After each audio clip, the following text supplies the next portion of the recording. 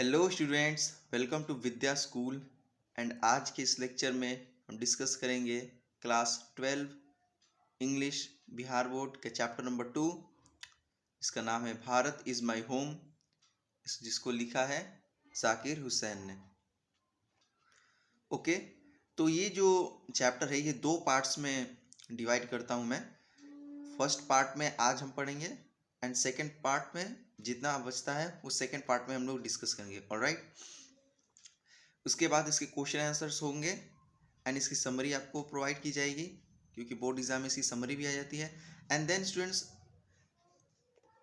इसके बाद जैसे ही ये चैप्टर ख़त्म हो जाता है, यानी कि चैप्टर का जो थ्योरी है ये भी कंप्लीट हो जाता है एंड चैप्टर का जो क्वेश्चन आंसर्स है, चैप्टर की जो थ्योरीज हैं या फिर चैप्टर की समरी है, ये सब कंप्लीट होने के बाद क्या होगा, हम यहाँ पे इसके प्रीवियस ईयर क्वेश्चंस कराएंगे आपको। मतलब बोर्ड एग्जाम में, बिहार बोर्ड में इस चैप्टर से कितने क्वेश्चंस ऑलरेडी आ चुके हैं, ऑब्जेक्टिव हो या क्वेश्चन आंसर्स हो, कितनी बार आ चुके हैं, कौन कौन से क्वेश्चन है जो सबसे ज़्यादा इंपॉर्टेंट है, वो सब आपको कराया जाएगा, ताकि इस चैनल से पढ़ने के बाद आपको ऐसा कोई भी क्वेश्चन ना मिले जो लगे कि नहीं ये नहीं बनेगा। ओके, सो इस आपका काम है बस इस चैनल से जुड़े रहना है एंड बाकी सारी जिम्मेदारी हमारी है। आपके बोर्ड एग्ज़ाम में इंग्लिश से कोई भी शिकायत नहीं होगी। ओके, चलिए शुरू करते हैं इसी उम्मीद के साथ। डॉक्टर जाकिर हुसैन, जिनका जन्म 1897 से हुआ था और 1969 में इनकी मृत्यु हो गई थी। Born in Hyderabad, was one of our greatest freedom fighters as well as an eminent educationist. Dr. Zakir Hussain became the President of India in 1967. Earlier, he had served as the Governor of Bihar. Bharat is my home is an extract from the speech he gave in 1967 after taking the oath as President. In his first speech as the President of India, Dr. Zakir Hussain pledges himself to the service of the totality of India's culture. इसका मतलब क्या है कि doctor Zakir Hussain, जिनका जन्म 1897 में हुआ था और मृत्यु 1969 में हुई थी, उनका जन्म हैदराबाद में हुआ था। ये हमारे महानतम स्वतंत्रता सेनानियों में से एक होने के साथ साथ एक प्रख्यात शिक्षाविद भी थे। एमिनेंट एजुकेशनिस्ट का मतलब होता है प्रख्यात शिक्षाविद। अब प्रख्यात शिक्षाविद क्या होता है, मतलब ये बहुत ही ज़्यादा पढ़े लिखे रिस्पेक्टेड पर्सन थे। इनकी ज्ञान, इनके एजुकेशन की वजह से, इनकी शिक्षा की वजह से इन्होंने बहुत ज़्यादा रिस्पेक्ट कमाया था। Okay, doctor Zakir Hussain became the president of India in 1967. Earlier he had served as the governor of Bihar. Doctor Zakir Hussain 1967 में भारत के राष्ट्रपति बने। इससे पहले उन्होंने बिहार के राज्यपाल के रूप में कार्य किया था। यहाँ पे गवर्नर का मतलब होता है हिंदी में राज्यपाल। Okay, Bharat is my home is an extract from the speech he gave in 1967 after taking the oath as president. अब ये भारत इज माई होम है, मतलब इसका हिंदी बोले जाए, इस चैप्टर का हिंदी, तो भारत मेरा घर है। Bharat is my home means Bharat मेरा घर है। 1967 में राष्ट्रपति पद की शपथ लेने के बाद दिए गए उनके भाषण का ये एक अंश है। ये जो चैप्टर है ये एक एक्सट्रैक्ट है। एक्सट्रैक्ट मतलब होता है अंश, मतलब पूरे स्पीच का एक छोटा सा पार्ट, समझे। चलिए आगे चलते हैं। In his first speech as the president of India, doctor Zakir Hussain pledges himself to the service of the totality of India's culture.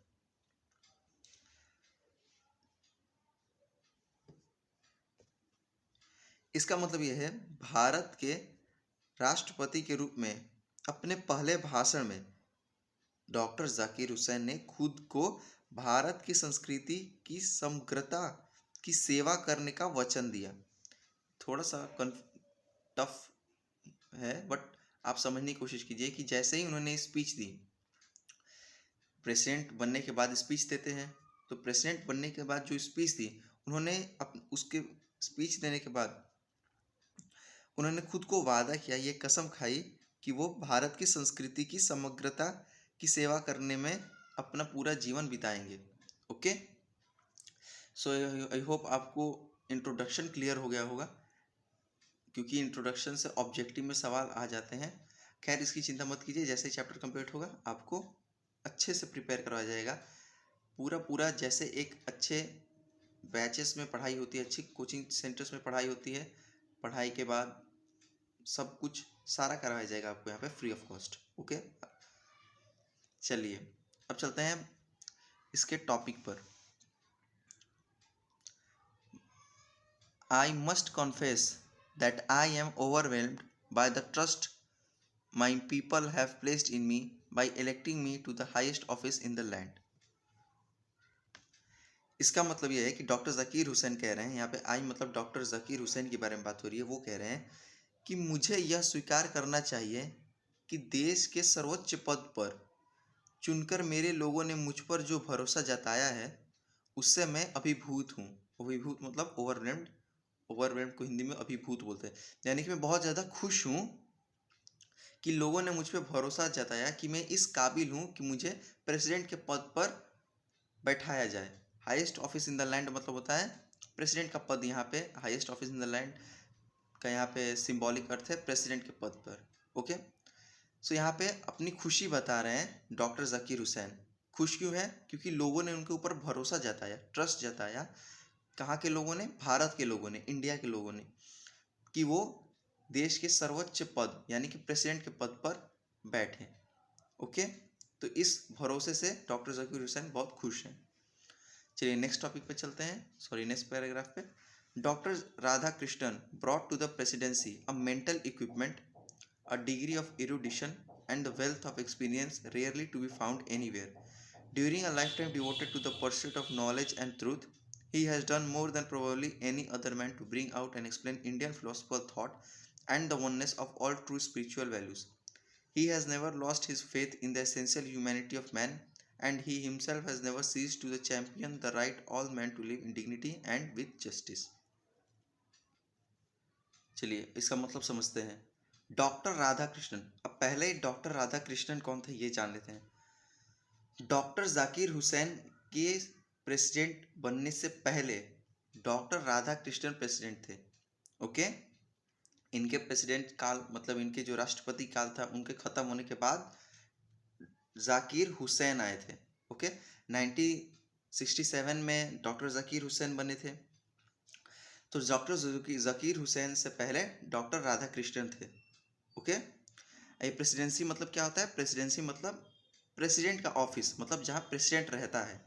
Okay, तो डॉक्टर राधा कृष्णन। ओके, तो डॉक्टर राधा कृष्णन कौन से समझ में आया? प्रेसिडेंसी मतलब समझ में आया। अब चलते हैं आगे। Doctor Radha Krishnan brought to the presidency a mental equipment, degree of erudition and the wealth of experience rarely to be found anywhere. इसका मतलब यह है कि डॉक्टर राधा कृष्णन प्रेसिडेंसी में एक मानसिक उपकरण, यहाँ पे मेंटल इक्विपमेंट होता है, मेंटल इक्विपमेंट मतलब मानसिक उपकरण, मतलब मानसिक उपकरण का मतलब उनकी जो सोच थी, उनका जो विचार था, उनकी जो विचारधारा थी, उसके बारे में बात कर रहा है। विद्वता की डिग्री, और यहाँ पे डिग्री ऑफ इरुडिशन मतलब होता है बहुत ज़्यादा ज्ञान, बहुत ज़्यादा ज्ञान। एंड वेल्थ ऑफ एक्सपीरियंस मतलब अनुभव का खजाना। Rarely to be found anywhere, इसका मतलब फिर से मैं बता दूं, डॉक्टर राधा कृष्णन प्रेसिडेंसी में एक मानसिक उपकरण, विद्वता की डिग्री और अनुभव का खजाना लेकर आए जो शायद ही कहीं मिले। Okay, during a lifetime devoted to the pursuit of knowledge and truth, he has done more than probably any other man to bring out and explain Indian philosophical thought and oneness of all true spiritual values.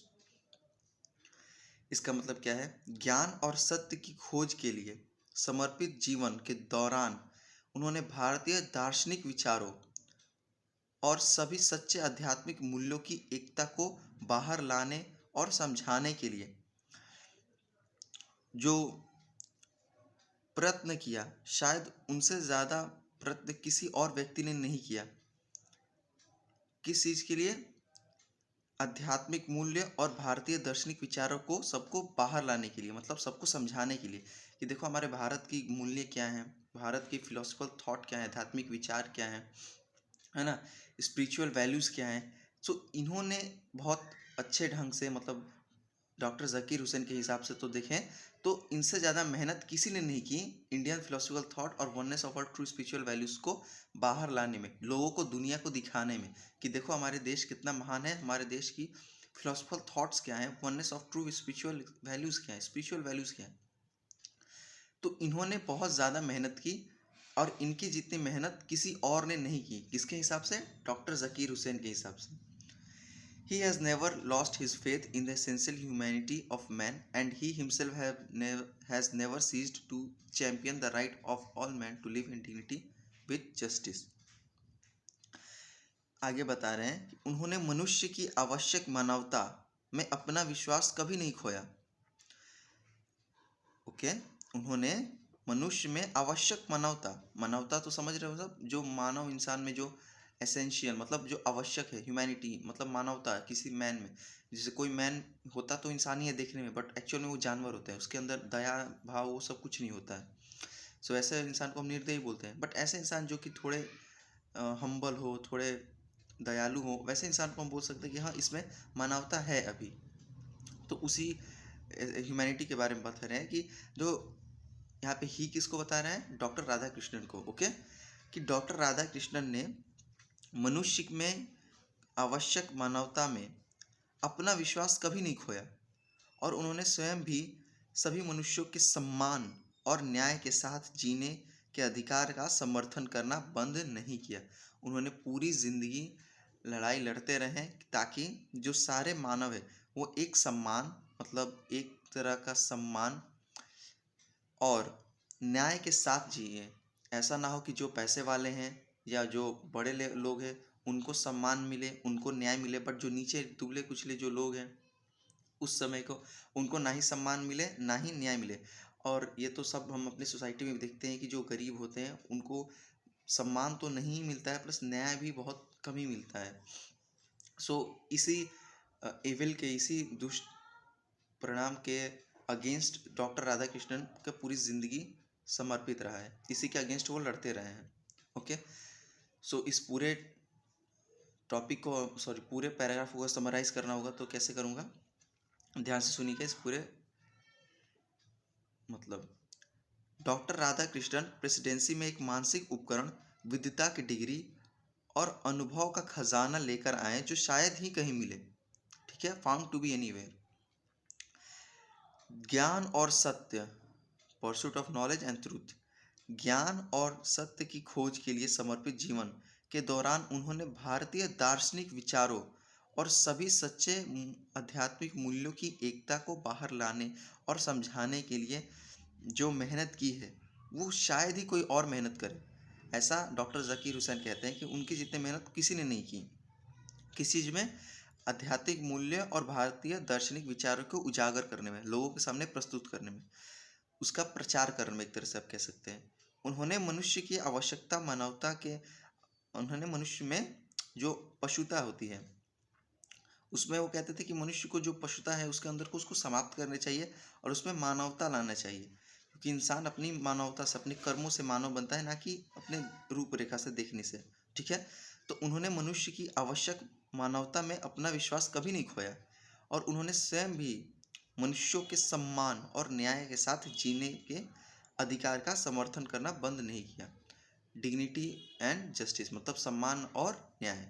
ठीक है, इसमें इसके लिए वो लड़ते रहे ताकि सारे जो लोग हैं उस समय में, मतलब जो उस समय के जो लोग थे वो एक सम्मान के साथ और न्याय के साथ जिए जो सबके लिए बराबर हो। ओके, आई होप आपको सेकंड समझ में आया होगा। चलिए लास्ट टॉपिक पे चलते हैं। आज का ये 3 ऑलरेडी वीडियो काफ़ी लंबा हो चुका है, फिर भी I can only assure you that I enter this office in a spirit of prayerful humility and the total dedication. I have just taken the oath of loyalty to the Constitution of India. इसका मतलब क्या है? मैं आपको केवल आश्वासन दे सकता हूँ, एश्योर मतलब होता है आश्वासन, दे सकता हूँ कि मैं प्रार्थना पूर्ण, विनम्रता और पूर्ण समर्पण की भावना से इस कार्यालय में प्रवेश कर रहा हूँ। ठीक है, वो बता रहे हैं कि मैं काफ़ी विनम्र और समर्पण की भावना के साथ इस कार्यालय में एंटर कर रहा हूँ। कार्यालय कौन सा है? प्रेसिडेंट का ऑफिस। ओके, मैंने अभी अभी भारत के संविधान के प्रति निष्ठा की शपथ ली है। I have just taken the oath of loyalty to the constitution of India. Okay, यहाँ तक समझ में आया आपको? कोई अगर आपको डाउट हो या कोई समझ में ना आया हो लाइन, तो आप कमेंट कीजिएगा, हम आपको नेक्स्ट टॉपिक में उसको फिर से एक बार एक्सप्लेन कर देंगे। Okay, it is the constitution of comparatively new state which its free citizens have for the first time in history given to themselves.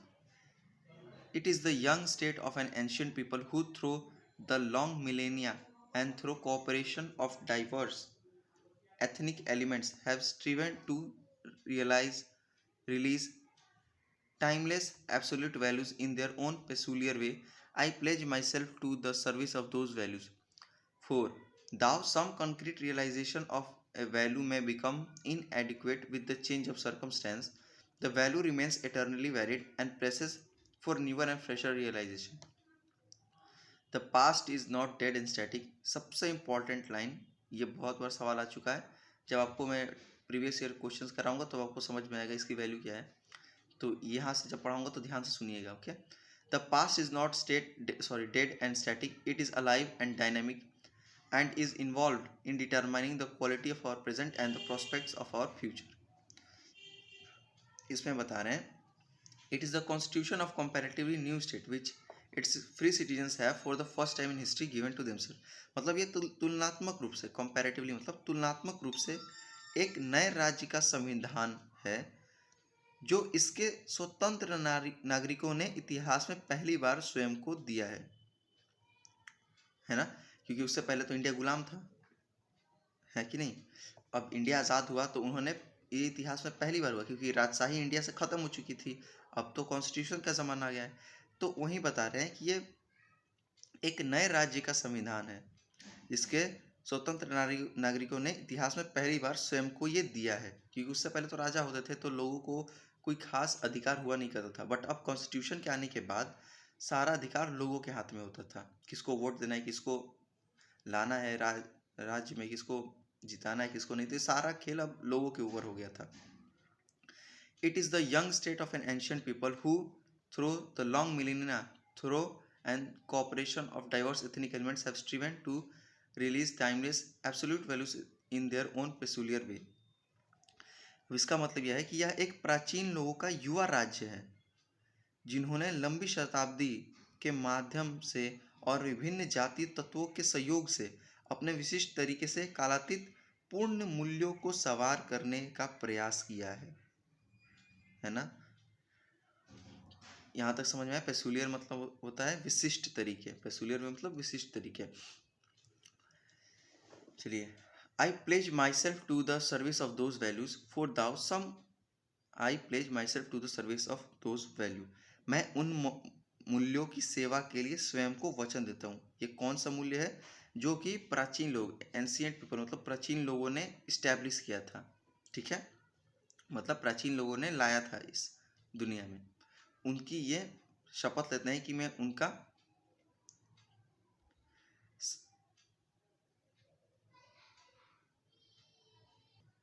सेवा करूंगा। चलिए, 4. Thou the some concrete realization of a value may become inadequate with the change of circumstances. The value remains eternally valid and presses for newer and fresher realization.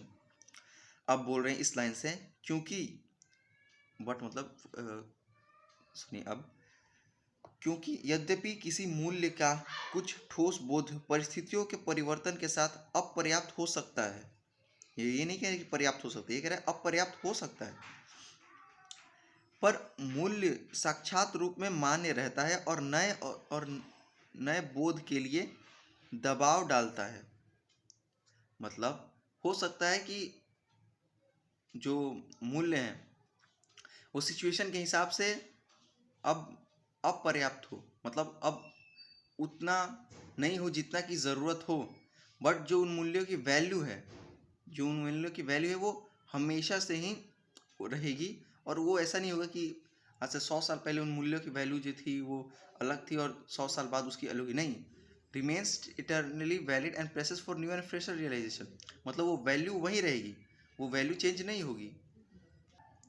Plus ये जो नए generation आ रहे हैं, मतलब newer और fresher realisation, जो नए लोग आ रहे हैं, जैसे जो नए युवा आ रहे हैं, उनको ये दबाव डालती है, इन वैल्यू को एक्सप्लेन करती है कि देखो इसका वैल्यू क्या है, इसका मतलब क्या है, जिससे जो न्यूअर हैं, जो फ्रेशर रियलाइजेशन, मतलब जो फ्रेशर, जो नए जनरेशन के लोग हैं, उनको अपने पुराने जो वैल्यूज़ हैं उसका मतलब समझ में आए, प्लस उसको अपने अपनी ज़िंदगी में भी उतार सके। ठीक है, ये लाइन यहाँ से सबसे ज़्यादा इंपॉर्टेंट है। अब तक जो भी हमने पढ़ा उसमें सबसे ज़्यादा इंपॉर्टेंट यही लाइन है। The past is not dead and static, it is alive and dynamic and is involve in determining the quality of our present and the prospects of our future. इसका मतलब बोल रहे हैं पास्ट यानी कि जो अतीत है, अतीत मृत या स्थित नहीं है। मृत मतलब मरने, वो ना ही मरा हुआ है, ना ही स्थिर है, ना ही रुका हुआ है, बल्कि ये जीवित है और गतिशील है, और हमारे वर्तमान का गुणवत्ता और हमारे भविष्य की संभावना को निर्धारित करने में शामिल है। ओके, आपको इसका मतलब समझ में आया? मतलब पास्ट जो है वो ना ही डेड है, मरा हुआ है, ना ही स्टैटिक है यानी स्थिर है, बल्कि ये जिंदा है और गतिशील है, डायनामिक है। मतलब गतिशील मतलब वो मूव करते जा रहा है। एंड ये जो पास्ट है ये हमारे आज का प्रेजेंट की क्वालिटी को बताता है। जैसे कि आज हम आज़ाद हैं, ये क्यों आज़ाद है? आज की जो क्वालिटी है वो काफ़ी अच्छी है लोगों की। क्यों आज़ाद है? क्योंकि हमारे पास्ट में बहुत सारे क्रांतिकारी लोगों ने संघर्ष किया था। सो आज का प्रेजेंट को क्वालिटी को कौन डिसाइड कर रहा है? पास्ट। ओके, एंड यही पास्ट जो है हमारे आने वाले फ्यूचर को भी दिखेगा कि आने वाले फ्यूचर की जो हमारी संभावना है वो कैसी होगी, मतलब हमारे फ्यूचर कैसा होगा। समझ में आया? ये सिर्फ पास्ट से ही पता चल सकता है। एक तो प्रेजेंट हमारे पता चल ही रहा है, और भविष्य क्या होगा इसका भी हमें पास्ट से पता चलता है। ओके, सो अगर इस पूरे पैराग्राफ को समराइज करना होगा तो कैसे करूँगा? यहाँ से, यह एक तुलनात्मक रूप से एक नए राज्य का संविधान है जो इसके स्वतंत्र नागरिकों ने इतिहास में पहली बार स्वयं को दिया है। यह एक प्राचीन लोगों का युवा राज्य है जिन्होंने लंबी शताब्दी के माध्यम से और विभिन्न जातीय लोगों के सहयोग से अपने विशिष्ट तरीकों से कालातीत पुण्य मूल्यों को सवार करने का प्रयास किया है। मैं उन मूल्यों की सेवा के लिए स्वयं को वचन देता हूँ, क्योंकि यद्यपि किसी मूल्य का कुछ ठोस बोध परिस्थिति की परिवर्तन के साथ अपर्याप्त हो सकता है, लेकिन वो जो मूल्य की जो वैल्यू है वो साक्षात रूप से मान्य रहेगा, और नए नए लोगों के लिए वो एक बहुत अच्छा इंस्पिरेशन बनेगा, या कह सकते हो उदाहरण बनेगा, उन्हें जीवन जीने के तरीके बताएगा। ठीक है, अब फिर अतीत मृत या स्थिर नहीं है, यह जाति जीवित और गतिशील है, और हमारे वर्तमान की गुणवत्ता और हमारे भविष्य की संभावनाओं को निर्धारित करने में शामिल है। ओके, सो ये लाइन पे ज़्यादा ध्यान दीजिएगा। आई होप आपको समझ में आया होगा जो भी मैंने समझाया। सो नेक्स्ट टॉपिक में हम और डिस्कस करेंगे। अगर नहीं होता है तो हम 3 पार्ट्स बना देंगे इसके, क्योंकि ऑलरेडी अब की वीडियो काफ़ी लंबी हो चुकी है। सो चलिए, अगर आपको कोई एक्सप्लेनेशन में प्रॉब्लम दिखी तो आप कमेंट कर सकते हैं। तब तक के लिए बाय।